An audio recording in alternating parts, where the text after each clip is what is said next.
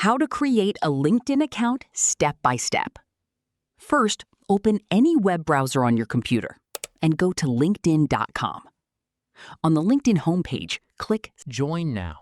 Now, enter your email address or phone number and create a strong password. Click Agree and Join to continue. Next, enter your first name and last name. Then click Continue. LinkedIn may ask you to complete a security verification. Follow the instructions on the screen. You may be asked to enter your country or region and your city. Enter your location and continue.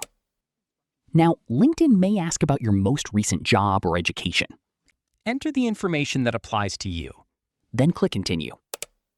You may also be asked to select your interests or follow companies. Choose the ones you're interested in, or skip if you prefer. You can then add a profile photo. You can upload one now, or skip this step and add it later. Next, LinkedIn may show you some suggestions for connecting with other people. You can connect with people you know, or skip this step. Once you've completed these steps, your LinkedIn account will be ready to use. And that's how you can create a LinkedIn account. If you found this tutorial helpful, give this video a thumbs up, subscribe to the channel. Thanks for watching.